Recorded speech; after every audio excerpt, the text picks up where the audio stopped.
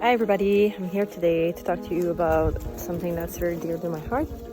And right now I'm walking in forest in Kwakwam, basically the home of the Okominum and Senchoten speaking people. And I'm here to talk to you about something that I feel is really important to bring more awareness to, so we can really make a change, because as we know, the more people are aware of something, the more impact we can have in human history. That's pretty much how it goes down. So we have this good thing now called social media, and I hope to bring a little bit of awareness to something that I really care about. So I'm doing this video in front of this beautiful old growth arbutus. Somebody once told me that this arbutus in particular was one of the biggest arbutus in North America, and I think it's a very beautiful, majestic tree, so I decided to come for a little visit here. Willow, you want to be part of the video too? Fairy Creek Blockade.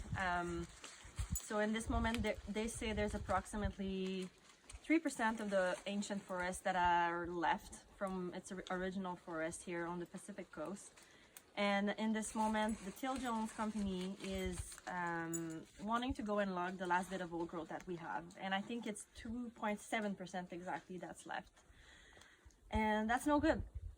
If we cut our old growth forest, basically we're losing the beautiful biodiversity that these forests offer. And once they are gone, they're gone. And they're gone for a very long time, for many, many generations. And they say they're going to plant other trees after, and they do, but planting these other trees is not the same thing as the biodiversity that we find in these ancient forests with these big, majestic trees. These beautiful big trees grow for thousands, like hundreds and hundreds and hundreds of years. And sometimes like it was really fascinating. Yesterday I was watching this video, and little saplings of trees are in the shade for the longest time, competing for a little bit of light. And only when a branch from one of these bigger trees will fall, would offer a little bit of light for that tree that's been growing for a very long time under the shade. Only when one of the branch falls, then it might grow. And at this point, this tree has already created a bunch of roots and is already really strong. And they're going to become these huge, beautiful, majestic trees. And it's going to take a really long time before they grow. And in these forests, there's just so much biodiversity that we cannot find in these second growth or third growth forests. But yesterday we were watching a video, and they were comparing it to basically like a monocrop. They're planting the same species trees very close to one another, and these trees are really, really vulnerable. Basically, like, as you know, we've been having massive fires happening on the west coast here. And the reason for that is that these trees have no resiliency. Like, there's one species of tree, they grow really fast. So they, as you can imagine, once they do the clear cut, all of a sudden it's totally empty. And they plant these trees like in a farm, and these trees are exposed to the sun, so they grow very tall, very fast. But they're not strong trees. They don't have the really thick bark like you find on these beautiful huge cedar or these beautiful huge Douglas fir. And then if there's a fire, it's just going to take the whole forest very quickly. In ancient forests, this doesn't happen. And if we keep cutting down these ancient forests, we're going to get more and more of these fires that are destroying the coast at the moment. It's going to get drier and drier, amongst many other things. The fire is only one negative impact that cutting these forests will do. We're gonna lose so many species of plants, so many species of animals. I was just reading again today on the Salt Spring Island Conservancy website, that's just on Salt Spring Island, there's 100 species of plants and animals that are endangered. And that's only on Salt Spring Island. Another thing I was hearing about Salt Spring is that on this island specifically, we only have 1% of old growth forests left. And out of that 1%, if I'm not saying this wrong, I think there's 3.5% that is protected. And another stat that I was reading was that only 11% of the major forests on this island are protected. And that is so little. We must stand up. We must get there. We must do anything we can to protect these last huge standing one. There are elders. They carry so much wisdom. And we might not be able to see it right in front of us in this moment, how important it is, but we must do this for our children and for future generation. We must do it so other people can thrive, other species can thrive. Yeah, so if you don't know about it and you don't know what I'm talking about, I really encourage you to do a little research. You can research on Facebook the Fairy Creek Blockade.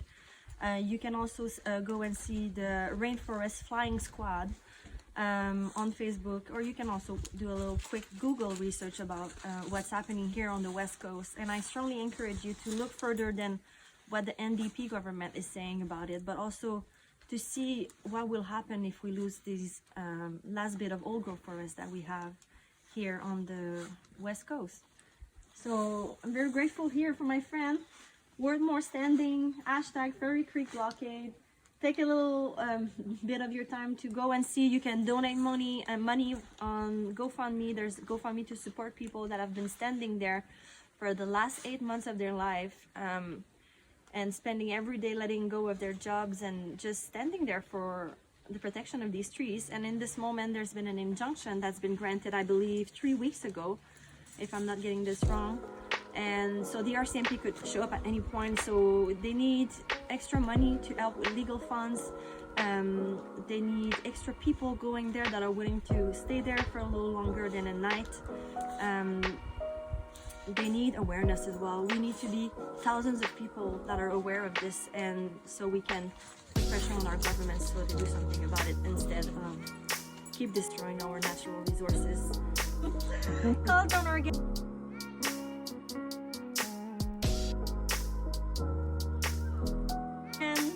Share on the social medias. And the Ministry of Forest. Call the Ministry of Forest. And the Ministry of Forest. Call John Horgan. Call the Ministry of Forest. Let them know what you think. Let them know that we need to preserve the old growth for the biodiversity that it provides and for the beauty. We need the old growth. Do anything you can. Share on your social media. Share on your story on Instagram. It takes 2 seconds. You go on the Fairy Creek Blockade Instagram.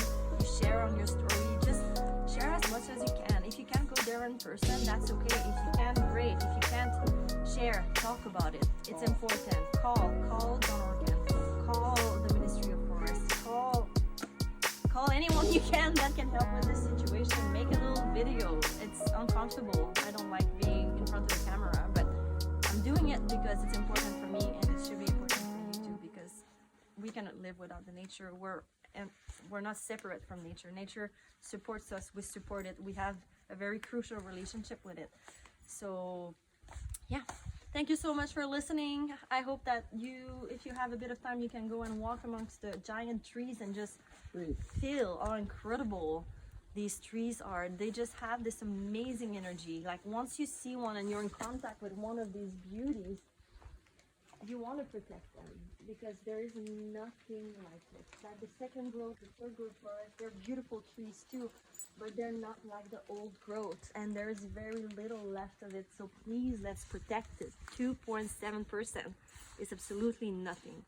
So thank you for listening. Have a beautiful day, and yeah, take care. Thanks, tree. Thank you so much for watching. Sorry about the poor quality of this video editing, but I just really wanted to get something out there. I hope you guys enjoyed.